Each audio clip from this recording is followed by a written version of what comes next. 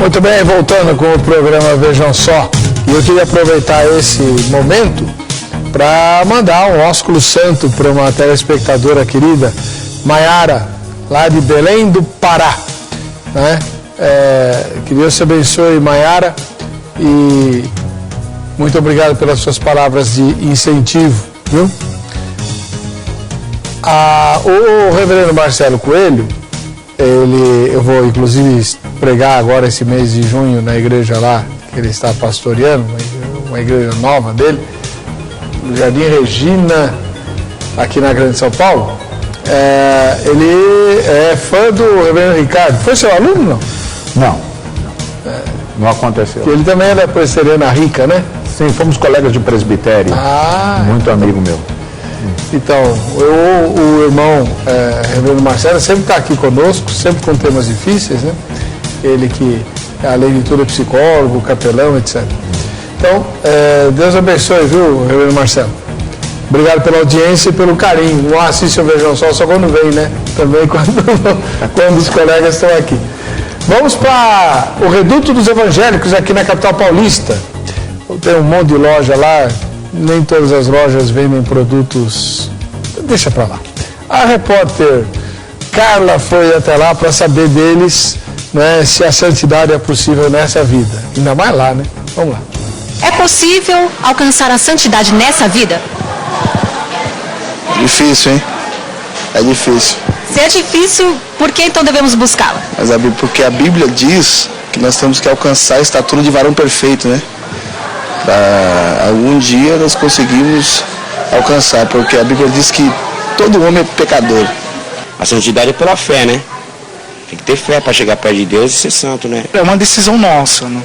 Então eu decido ser santo ou não. Isso faz parte do nosso livre-arbítrio. O próprio Deus nos dá essa condição de sermos ou não santo. É uma decisão minha. É uma busca, né, diária da santidade, é uma busca interior, é você com Deus, né, para alcançar a santidade. E por que devemos buscá-la? Para ser salvos, né? Essa santidade é algo para agradar o coração de Deus. Se a pessoa renunciar ao pecado, se separar realmente para Deus, né? Pelo menos nós caminhamos para isso, não é verdade? Muito bem. Vamos lá, reverendo Almir. Queria que o senhor comentasse a fala dessas duas últimas irmãs. A gente busca a santidade para ser salvo? Essa é a mensagem?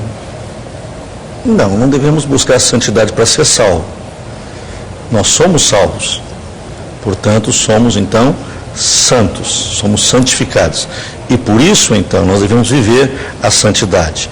Ou viver uma vida num caminho de santidade. Inverso dessa afirmação. Eu não busco a santidade para a salvação. Porque se eu precisar ser santo para ser salvo, se eu precisar atingir o estado de perfeição para a salvação, então a salvação é algo que depende só de mim. Jesus não precisava ter morrido na cruz, obviamente. Agora, reverendo Ricardo, explica para nós, como professor que o senhor também é, aliás, brilhante, por que a Bíblia fala tanto para a gente buscar santidade se, como o senhor mesmo diz, não é possível alcançá-la aqui? Sim. Na verdade, nós sabemos que a reconciliação com Deus em Cristo implica em uma vida nova, um novo nascimento, como diz o Evangelho de João. E isto significa que nós passamos a ser a habitação do Espírito Santo. Nós sabemos que a Bíblia nos diz que se nós achamos que estamos salvos, porém não estamos vivendo em comunhão com Deus no Espírito, então estamos acreditando numa salvação que na verdade não se dá. Muitos crentes pensam assim: aceitei a Cristo como meu Salvador, agora falta esperar a minha morte para eu ir para o céu. E na verdade, quando nós realmente somos resgatados em Cristo, isso dá um outro propósito, um outro sentido para a nossa vida, que passa a ser o sentido de servir a Deus e de se consagrar a Deus e de buscar a santidade. Santidade que eu entendo como discipulado, como senhorio de Cristo.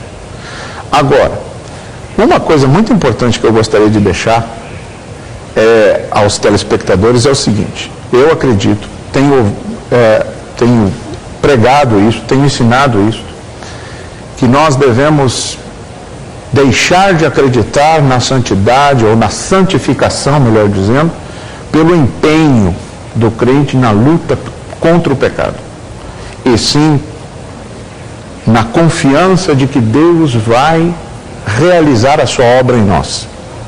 Eu chamo isso de santificação pela fé. Isto é, assim como somos salvos pela fé, é Deus quem vai completar a obra. Aliás, não precisa fazer nada, André? Nós precisamos orar e entregar a nossa vida a Deus e confiar naquilo que Deus está fazendo em nós. Buscar comunhão com Deus e acreditar que Deus está fazendo essa obra em nós. Aliás, Paulo diz isso, né? Aquele que iniciou a boa obra em vós há de completá-la. Bom, tem alguns questionamentos dos telespectadores aqui. A Bilene Fernandes, de Mossoró, no Rio Grande do Norte. Pastor, boa noite. Lendo Tiago 2,10, entendo que a lei é clara. Em um só ponto, colocamos tudo a perder. Acredito ser possível a santidade, senão a vinda de Jesus teria sido em vão. Por favor, comentem. Então, ó, tá vendo? A Bilene, ou a Bilene, não sei, está contestando aí o reverendo Almir. Um pecado só joga tudo para o... Não é o que está lá em Tiago? Quem tropeça num só ponto, faz culpado de todos. Toda a lei. Certo. Mas a lei não serve para balizar a santidade? Se for entendida como um empenho, como o professor Ricardo falou, um empenho pessoal meu, não serve. Porque aí eu vou cair na questão de o meu esforço próprio. Agora, se ela serve como um parâmetro daquilo que é o melhor de Deus, e que eu, uma nova criatura que nasceu de novo, que, como bem foi dito aqui também pelo professor Ricardo, sou agora templo e habitação do Espírito, adjetivado, santo. Espírito é de santidade. Então o caminho do Espírito é um caminho de santidade. E movido por esse Espírito, então, eu caminho em direção ao cumprimento dessa vontade, que é este caminho de santidade. Então, nesse sentido, a lei me serve como um parâmetro, porque há em mim uma inclinação em buscar cumprir essa lei e evitar tudo aquilo que eventualmente me fará descumprir essa lei, entristecendo o Espírito e causando em mim mesmo consequências. A minha expressão não é no sentido de minimizar o pecado, ou dizer, não, é um pecadinho aqui, é um pecadinho ali, é um pecadão acolá, e nós vamos levando. Não é deixar a vida me levar. Não é esse o nosso tema, e não é esse o nosso lema. Apenas esse contexto da lei, onde colocar a lei e como nos posicionarmos em relação à lei. A mesma coisa podemos dizer em relação à graça, que alguns a tornam barata porque se posicionam da maneira errada em relação. Então, mas por exemplo, eu mencionei na escalada de abertura um aluno muito querido meu, eu não lembro o nome dele, faz muitos anos isso, ele era da Metodista Wesleyana, foi o primeiro irmão da Metodista Wesleyana que eu conheci, e ele falava, olha, eu já consegui ficar 6 meses sem pecar, né? É um bocado de tempo, né?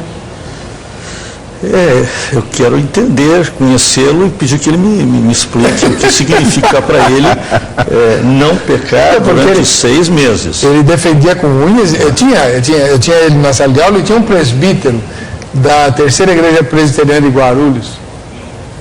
Bravo que só ele. Calvinista até os ossos da alma. Na mesma sala. Sim. Rapaz, cara, toda semana era o debate. Mas veja bem, se ele estava pensando justamente naquela categoria como um cumprimento de determinadas regras e normas, é bem possível que ele, no cumprimento daquelas regras e normas, tenha conseguido ficar 6 meses sem descumpri-las. Mas a santidade, pelo que eu entendo, e na tradição de Wesley, conversava no intervalo e o professor Ricardo, quer dizer, no contexto da obra do próprio Wesley, isso não é a ideia de santidade, ela não se resume a isso. Agora eu respeito esse irmão e... claro. Pode ser até próximo a mim hoje, eu não sei. A gente conversava bastante, era muito legal. Luiz Carlos de Amambaí, no Mato Grosso do Sul. Olá, pastor Heber e convidados. É claro que é possível alcançar a santidade, mas nunca entraremos na perfeição. Isso que eu queria entender. Como é que você pode ser santo e não ser perfeito? Se você não é perfeito, você não é santo. No meu jeito de entender santidade, santidade é a ausência de mácula. Se não tem mácula, é perfeito. Se tem mácula, não é perfeito. Então como é que Paulo podia se dirigir às pessoas como santos? Não, mas santo é santidade de posição, né? É outra história. Aí ele diz assim, nunca entraremos à perfeição. Até lá, continuamos sendo renovados por Deus e por sua misericórdia. Gostaria que vocês comentassem as palavras de Paulo em Romanos 7,15. Porque o que faço, não o aprovo. Pois o que não quero, porque o que eu quero, isso não faço. Mas o que aborreço, isso faço. Segundo o texto, parece que a santidade não fazia parte em todos os momentos da vida de Paulo. E olha que a comunhão dele com o Senhor Jesus era fenomenal. Abraços essa pessoa, fenomenal. Era um troço indescritível, né? O homem foi até o terceiro céu. Então,